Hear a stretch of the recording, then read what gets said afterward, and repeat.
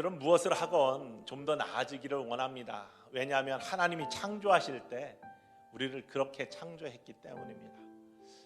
창조 전의 모습을 보면 창세기 1장에 어두움이 있었고 흑암 중에 있었고 또 공허했고 혼돈 속에 있었다.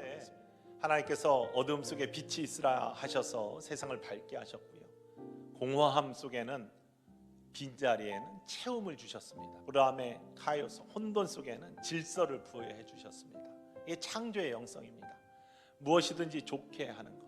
그리고 하나님께서는 잃어버린 하나님의 형상을 예수 그리스도의 십자가의 보혈의 능력으로 우리가 예수 이름을 믿으면 구원하셔서 영원한 사망에서 생명으로 옮겨주시고, 그리고 거기에 머무르지 아니하고 매일매일 새롭게 우리를 경건하게, 더욱더 경건하게, 그래서 그리스도를 닮아가는, 그리스도의 장성한 분량에 충만하게 이르기까지 하는 그러한 영혼으로 우리를 불러주셨어요. 그러니까 좋음 속에서 우리를 getting better, 더 나아지게끔 하시는 하나님이세요. getting better, 더 나아지는 것을 원하시는 하나님의 뜻을 쫓아가기 위해서는 우리가 연약하기 때문에 하나님의 능력이 필요한 거죠. 그 하나님의 능력이 바로 성령의 능력이에요. 도와주시는, 보혜사라는 뜻은 helper라는 뜻이거든요. 도움이, 우리를 도와주시는 성령님을 예수님이 승천하시면서 우리에게 보내주신다고 하셨고, 그 보내주신 성령 때문에 우리는 힘을 얻어서 날로 새로워지고 날로 좋아지는 모습을 가져요. 하나님께서는 우리가 더 나아지기를 원하세요. 굿에서 better, 아니면 굿에서 good to great, 위대함을 갖기를 원하십니다. 오늘 본문 말씀에 보면은 하나님께서 항상 기뻐하라, 쉬지 말고 기도하라, 범사에 감사하라, 이는 그리스도 예수 안에서 너희를 향하신 하나님의 뜻이다, 이렇게 말씀하세요. 그런데 그냥 기뻐하고 또 기도하고 감사하는 삶을 사는 것도 좋은 거잖아요. 그것도 못하는 사람이 얼마나 많아. 그런데 하나님은 거기에서 머무르시기를 원치 않으세요. 그래서 그 앞에 붙여주셔요. 항상 기뻐하라, always, 항상 기뻐하라, 쉬지 말고 기도하라, 어떤 상황에서도 범사에 감사하라, 이것이 그리스도 예수 안에서 너희를 향하신 하나님의 뜻이다, 이렇게 말씀하시는 거예요.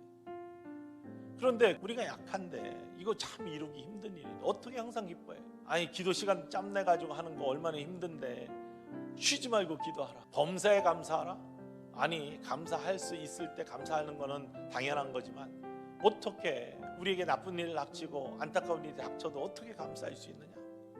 우리가 이렇게 반문할 수 있잖아요. 근데 그걸 이기는 방법을 하나님께서는 말씀 속에서 그 다음에 주시는 거예요. 성령을 소멸하지 말며. 우리에게 성령을 주시는데, 우리를 도우시는 능력 주시는 성령을 주시는데 그 성령이 소멸하지 않으면 할 수 있다는 겁니다. 성령이 소멸치 않으면요, 우리 능력이 생깁니다. 하나님이 도우십니다. 여러분, 성령이 소멸치 않는 그것은 다른 것이 아니라 하나님이 내 안에 계시고 내가 하나님 안에 거하는 삶입니다. 요한일서 4장 13절 말씀 우리 함께 보시기 원합니다. 우리에게 주심으로 우리가 그 안에 거하고 그가 우리 안에 거하시는 줄을 아느니라. 성령이 내 안에 거하시면 우리가 하나님 안에 거하고 하나님이 우리 안에 거한다는 거예요. 진짜 성령이 내 안에 계신 증거, 그건 내적 증거이거든요. 성령이 내 안에 계실 때 우리는요, 하나님을 아버지라 부를 수 있습니다. 여러분 입술로 하나님 아버지 기도할 때 나오면 여러분 안에 성령이 계신 줄 믿으시기를 원합니다.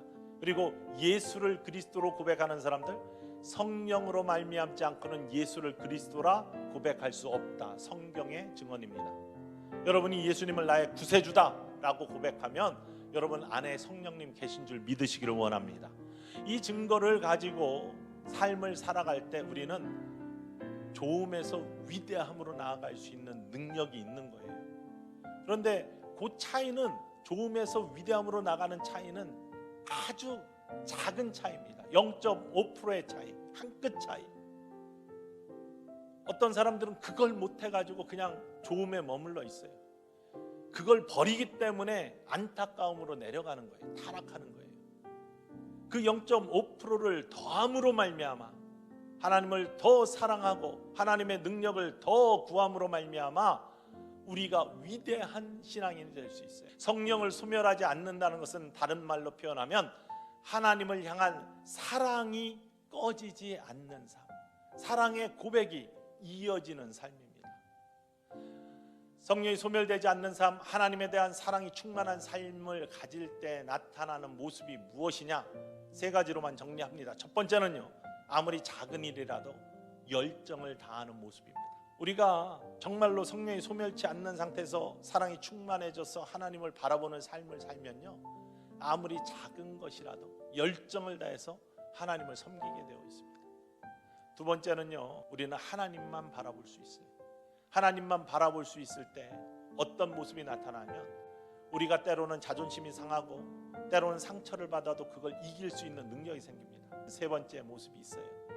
그것은 다른 것이 아니라 같이 있고 싶고 동행하고 싶고 그러면서 고백하고 싶어지는 모습입니다. 여러분, 하나님은요, 우리를 너무너무 사랑하셔요. 같이 내 안에 있고 싶으셔서 우리를 하나님의 자녀로 초대하셨어요.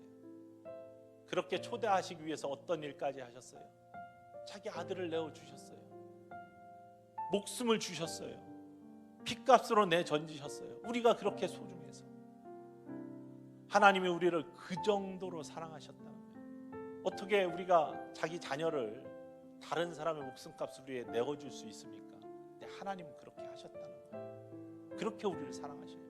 그리고 우리 안에 함께 있기를 원하세요. 우리가 하나님 안에 함께 있기를 원하세요.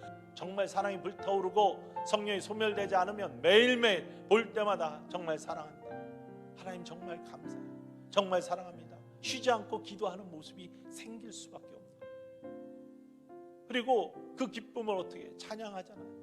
찬미의 제사를 드리잖아요. 성령이 소멸되지 않는 모습은 다른 것이 아니라 사랑이 식지 않는, 하나님에 대한 사랑이 식지 않는 저와 여러분 되시기를 주님의 이름으로 축원을 드립니다.